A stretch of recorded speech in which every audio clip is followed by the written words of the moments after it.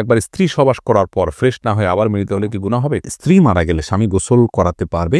আর কি কি করণীয় আছে স্বামীর জন্য? নারীরা উচ্চ আওয়াজে কোরআন তেলাওয়াত করতে পারবেন কি না? যাদের অল্প দাড়ি তাদের চাপ দাড়ি উঠানোর জন্য কি ওষুধ ব্যবহার করা যাবে? আমি টয়লেটে থাকা অবস্থায় যদি আজান শুরু হয় তখন কি আজান উত্তর দিতে পারি? খাওয়ার সময় ছেলেদের গোপে পানি বা খাবার লাগলে তাকে হারাম হবে? টাক মাথায় চুল লাগানো যাবে কিনা? দাঁত আঁকা বাঁকা সোজা করা যাবে কিনা? মহিলারা যদি অজু করা অবস্থায় কোনো পুরুষ দেখে ফেলে তাহলে কি অজু থাকবে? মাঝে মাঝে প্রস্রাবের পর পিচ্ছিল তরল জাতীয় কিছু গেলে কি শরীর বা কাপড় নাপাক হবে? হাতে তালি দেওয়া কি জায়েজ আছে? অনেকে বলে হারাম। এটা ইসলামী বিধান কি? বাজনা ছাড়া নুপুর পরা যাবে কিনা? কন্যা সন্তানকে কত বছর বয়স পর্যন্ত মায়ের বুকের দুধ পান করা যায়? মেয়েদের কি পশু পাখি জবাই করা জায়েজ আছে? চলি আমরা প্রশ্ন উত্তর দেওয়ার পর্বে। আব্দুল মোমিন জানতে চেয়েছে, মহিলারা যদি অজু করা অবস্থায় কোনো পুরুষ দেখে ফেলে তাহলে কি অজু থাকবে? দেখুন ভাই আব্দুল মোমিন, অজু করা অবস্থায় কোনো পুরুষ দেখলে অজু ভাঙবে এমন নয়, তবে সেটা যদি ইচ্ছাকৃত দেখেন তাহলে গুনাহ হবে, অনিচ্ছাকৃত হলে গুনাহও হবে না।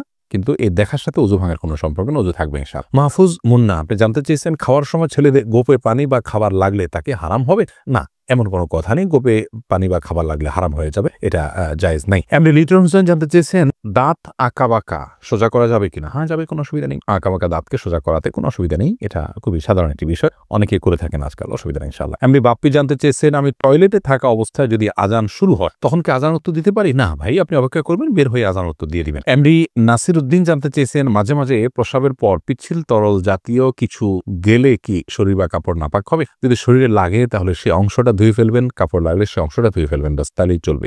নাপাক হবে যেটুকু লাগবে সেটুকু জায়গা। এসেছে হেলাল খান জানতে চেয়েছেন, অজু করার সময় দাঁত থেকে রক্ত বের হলে কি অজু হবে? দাঁত থেকে যদি রক্ত বেশি বের হয়ে যায়, বের হতে থাকে, যার ফলে আপনার থুতু লাল হয়ে যায় এবং লালচে ভাব বেশি থাকে থুতুর মধ্যে, তাহলে সেক্ষেত্রে আপনার অজু হবে না। আর যদি লালচে ভাব কম থাকে, হালকা হলুদ হয়, তাহলে সেক্ষেত্রে অজু হয়ে যাবে। আফরিন সুলতান জান্নাত আপনি জানতে চেয়েছেন, বাজনা ছাড়া নুপুর পরা যাবে কিনা? জীবন আপনি নুপুর পড়তে পারেন যদি সেটাতে বাজনা না থাকে এবং বাহিরে আপনি যখন পড়ে যাবেন সেটা আপনার পায়ে থাকতে পারে, কোনো অসুবিধা নেই। সাহাবায়ে কেরামের মধ্যে থেকে অনেকে নুপুর পড়েছেন, অনেক মহিলা সাহাবীরা নুপুর পড়েছেন, এরকমটি হাদিস দ্বারা স্পষ্টভাবে আমরা জানতে পারি। জহিরুদ্দিন মোহাম্মদ বাবর জানতে চেয়েছেন, হাতে তালি দেওয়া কি জায়েজ আছে? অনেকে বলে হারাম, এটা ইসলামী বিধান কি? হাতে তালি দেওয়া এটাকে হারাম বলার সরাসরি কোনো সুযোগ নেই, তবে অবাক করা কোনো কিছু, ভালো কিছু দেখলে মুখে সুবহানাল্লাহ বলা, আশ্চর্য হলে সুবহানাল্লাহ বলা, মাশাআল্লাহ বলা, এটা হলো সুন্নাহ, হাতে তালি নয়।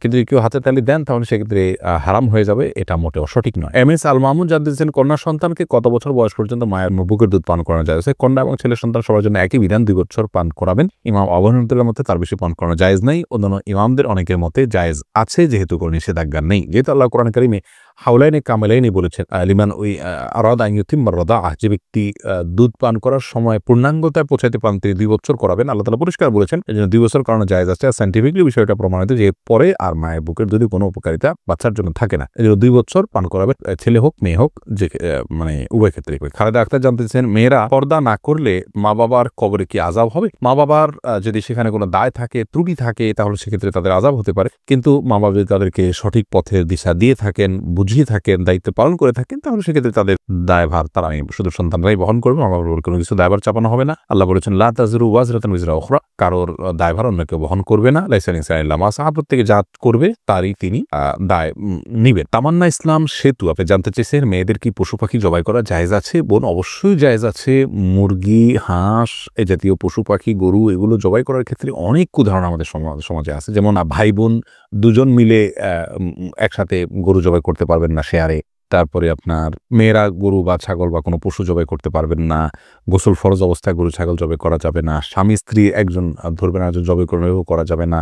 এরকম নানাবিধ কথা আমাদের সমাজে প্রচলিত আছে, এগুলো সবগুলো ভ্রান্ত ধারণা।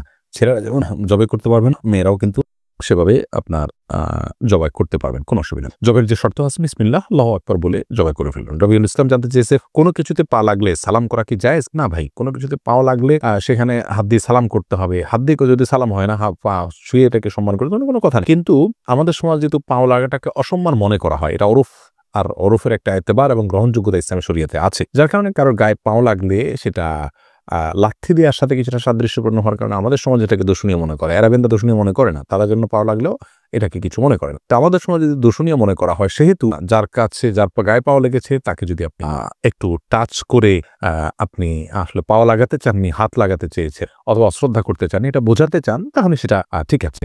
এটাতে দোষের কিছু নেই, তবে এর মানে এই নয় যে তাকে আপনি সালাম দিবেন। ভাই রাশেদুল ইসলাম রুবেল, আপনি জানতে চেয়েছেন টাক মাথায় চুল লাগানো যাবে কিনা, এ ব্যাপারে ইসলামের কোনো বিধিনিষেধ আছে কিনা। ভাই রাশেদ, টাক মাথায় চুল, আলগা চুল লাগানোর ব্যাপারটি একজন স্বাভাবিক অবস্থায় একজন মানুষের জন্য জায়েজ নাই, কারণ আল্লাহ রাব্বুল আলামিন বলেছেন লা তাবদীলা লিখালকিল্লাহ, আল্লাহর সৃষ্টিতে কোনো প্রকার পরিবর্তন করা চলে না। এখন কারো চুল পড়ে গেছে, তিনি আলগা চুল লাগিয়েছেন, এটা এক ধরনের প্রতারণার মতো। যেমনিভাবে চুল সাদা হয়ে গেলে সেটাকে কালো করার যে একটা প্রয়াস, প্রবণতা, নিজের বয়স লুকোনোর চেষ্টা, অথবা বয়স ছাড়াও অনেক সময় সাদা হয়ে থাকে, তো এই যে নিজের অবস্থার পরিবর্তন করার চেষ্টা, এই জিনিসটাকে ইসলাম ভালোভাবে দেখে না। অতএব এটাকে স্বাভাবিকভাবে রেখে দেওয়াটাই উচিত, এবং এখানে কোনো প্রকার লুকোচুরি করা এটা অনুচিত এবং অসুন্দর। এমডি আব্দুল্লাহ জানতে চেয়েছেন নারীরা উচ্চ আওয়াজে কোরআন তেলাওয়াত করতে পারবেন কি না। ভাই আব্দুল্লাহ, নারীরা উচ্চ আওয়াজে কোরআন তেলাওয়াত করতে পারবেন, তবে সেটি পরপুরুষের কান পর্যন্ত যেন না পৌঁছে সে ব্যাপারে চেষ্টা করতে হবে। নিজের বাসায় করতে পারেন, নিজের ঠিকানায় করতে পারেন। নিজের ঠিকানায় যদি বাসায় যদি দেবর থাকে, অন্য কেউ থাকেন, তাহলে তাদের কান পর্যন্ত যেন আওয়াজটি না যায় সে ব্যাপারে তাকে সচেতন থাকতে হবে। কারণ কোরআন তেলাওয়াতের ক্ষেত্রে কণ্ঠের মধ্যে কোমলতা সৃষ্টি করতে হয়, সৌন্দর্য সৃষ্টি করে তেলাওয়াত করা হলো তেলাওয়াতের আদব। আর সে আদব রক্ষা করতে গিয়ে কিন্তু তিনি কোমল কণ্ঠে, সুন্দর কণ্ঠে পড়তে যাবেন, সেটি পরপুরুষের মনের মধ্যে বাজে চিন্তা আসার কারণ হতে পারে। সেই জায়গা থেকে তিনি জোরে পড়বেন, যদি একাকী থাকেন বা কেউ না শুনে। আর যদি কেউ শোনার মতো থাকে তাহলে তার কান পর্যন্ত যেন না যায় সেভাবে তিনি তেলাওয়াত করবেন ইনশাআল্লাহ। ফাহিম, আপনি জানতে চেয়েছেন স্ত্রী মারা গেলে স্বামী গোসল করাতে পারবে আর কি কি করণীয় আছে স্বামীর জন্য। দেখুন, স্ত্রী মারা গেলে স্বামী গোসল দিতে পারবেন কি না, এ বিষয় নিয়ে ওলামা একরাম এবং ইমামগণের মধ্যে মত পার্থক্য আছে। ইমাম আবু হানিফা রাহিমাহুল্লাহর মত হলো যে স্ত্রী মারা গেলে স্বামী তাকে গোসল দিতে পারবেন না। তার কারণ হলো তিনি মনে করেন মৃত্যুর সঙ্গে সঙ্গে বৈবাহিক সম্পর্কটা আর থাকে না, ছিন্ন হয়ে যায়, যার কারণে তারা মাহরামের মতো হয়ে যান। এখানে অন্য কোনো মেয়েরা গোসল দিবেন।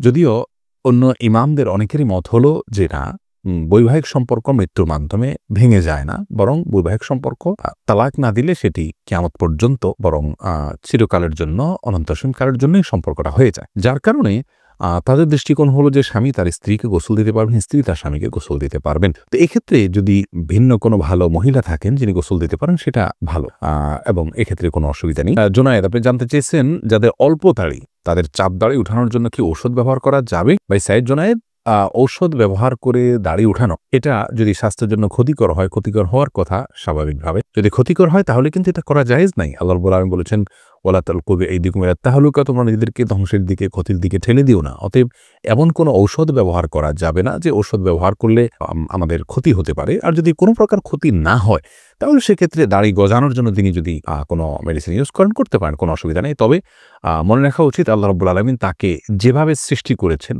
সেটার উপরে সন্তুষ্ট থাকা, এটার মধ্যেই কল্যাণ নিহিত আছে।